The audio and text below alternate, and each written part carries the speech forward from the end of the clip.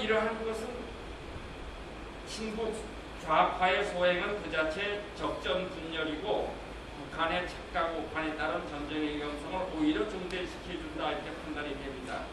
근데 첫째로 과학적 결론을 믿지 않는 소행은 마치 범인 검증을 위한 유전자 검사를 DNA 검사 결과를 믿지 않는 것과 뭐가 다릅니까? 그런데 이번 그 사건을 계기로 해서 모든 사람들이 아마추어들이 나서서 과학자이 그냥 조그마한 지식을 동원해서 이게 이래서 의혹이 있다 저래서 의혹이 있다 하는 것을 보면 가스롭습니다. 과학적 증거에 의해서 밝혀진 것을 그걸 어떻게 부인할 수 있다는 겁니까? 근데 그것이 가능한 것이 우리 쇠고기 파동 때도 보지 않았습니까? 또 둘째는요, 여러분들 다 아시다시피 우린 전례적으로 집안에서 싸움이 일어나면은 집안에 참 부부싸움이들 일어나고 할 것 같으면은 큰 소리가 밖에 새 나가지 않으려고 그렇게 애쓰지 않습니까? 집안의 분쟁은 담 넘어서 들리지 않게 이렇게 하고 하는 것이 우리 옛날부터의 미덕이고 전통인데 어떻게 지금 이러한 위급한 상황이랄까 급박한 상황 속에 지금 유엔에서 이렇게 문제를 제기해가지고 신중하게 고의하고 있는데 그거 아닙니다 하고 말해요. 이거 이상하다. 당신도 이거 다시 봐라 말이지. 이게 문제가 있다. 이렇게 집안 싸움을 오히려 바깥에 내놓는 것이 저는 한국 사람으로서 부끄러움을 느꼈습니다. 한국 사람으로서 부끄러움을 느꼈습니다. 과학적으로 믿지 않는 것도 문제지만 그 부끄러움을 느꼈고요.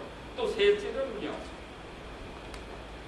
자기들이 참여하지 않은 조사 결과에 의문을 제기하는 북한의 주장을 국제무대에서까지 대변하는 것에서 그들이 생사고락을 함께하는 우리의 공동체, 우리의 공동체라는 건 민주공화국입니다. 민주공화국이라는 것이 여러분들 권리 주장이나 자기 주장만 앞세우는 것이 이러한 사람으로 구성된 것이 민주공화국이 아닙니다. 민주공화국이라고 하는 이 공화국이라고 하는 개념은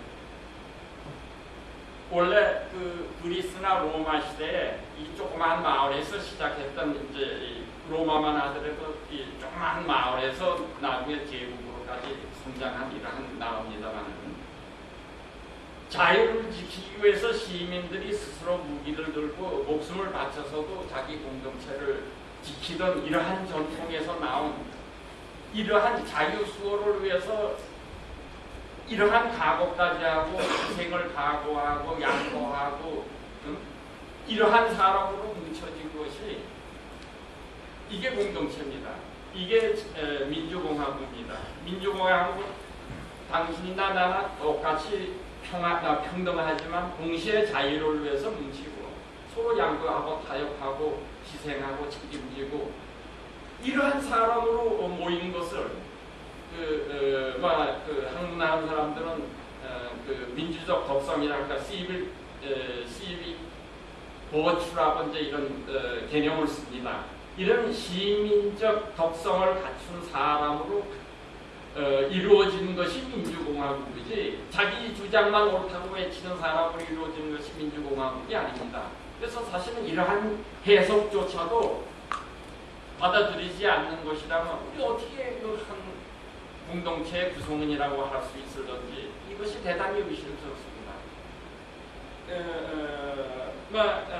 그들의 이적 행위에 대한 법적 대응의 가능성을 다행히도 검찰이 검토하고 있다니까 검찰의 행보를 저는 지켜보고 싶습니다. 그래서 요즘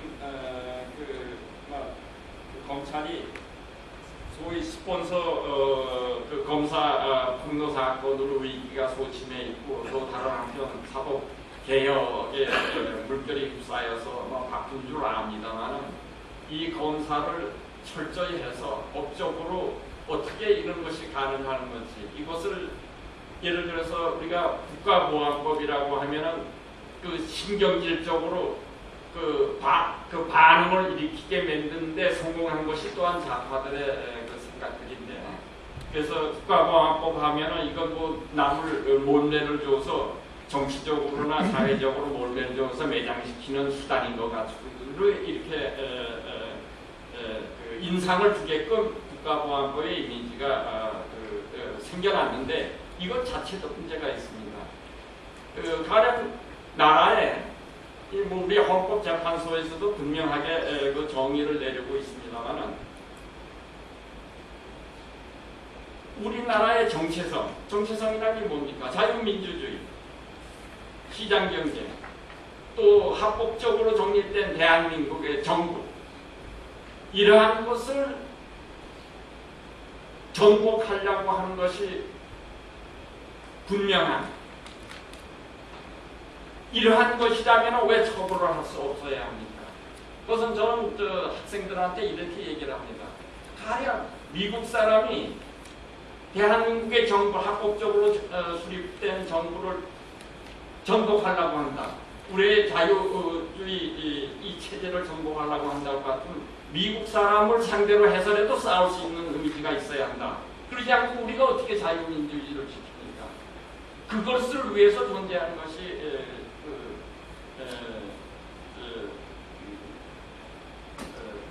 국가보안법이라고 생각합니다.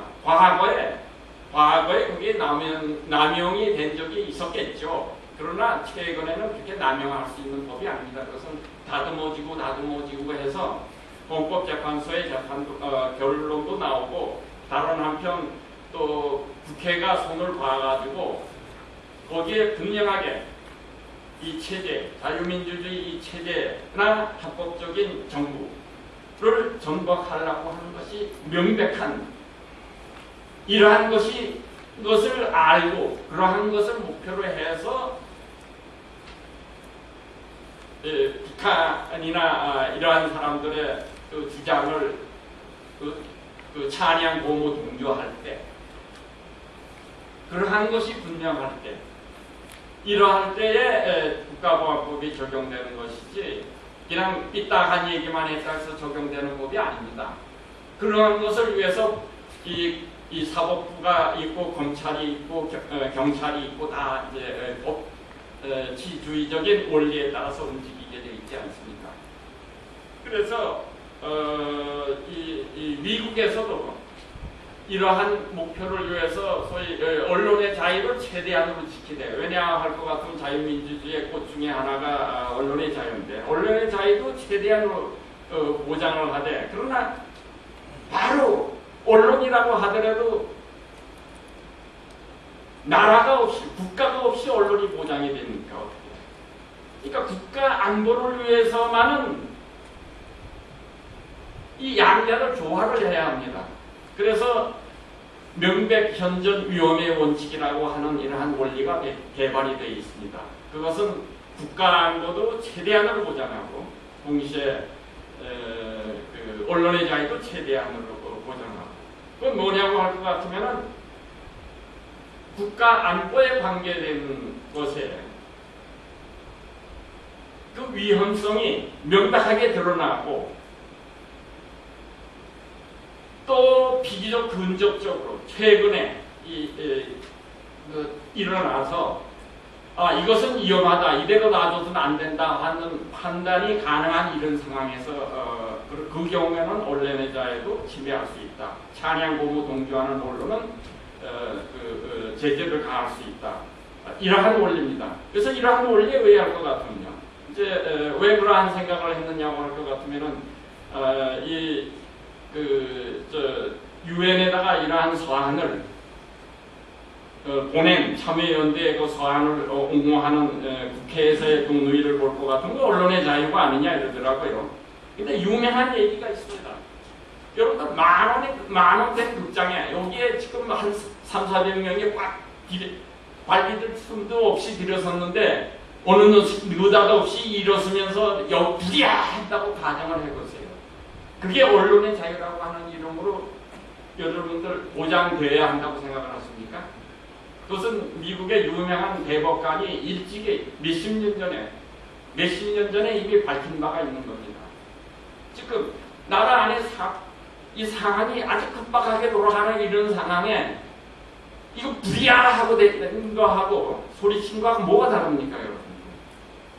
그러한 점에서 지금 상황이 굉장히 급박하기 때문에 예를 들어서 필리핀 필리핀과 같이 지정학적으로 좀 떨어진 나라에서 비슷한 상황이 일어났다고 하는 경우하고 우리가 지금 휴전선 밖에 지금 우리가 대응할 수 있는 무력 체계가 갖추고 있다고 합니다만은 그러나 몇 발은 그래도 서울 시내에 떨어질 수 있을 거라고 믿는데 장사장표를 한꺼번에 쏜다고 할 것 같으면은 그러면 닥칠 이러한 상황 하에서 이런 상황 하에서 그러한 발언을 했다는 것은 우리가 명백현전 위험의 원칙을 정형할 수 있는 이런 상황이 아닌가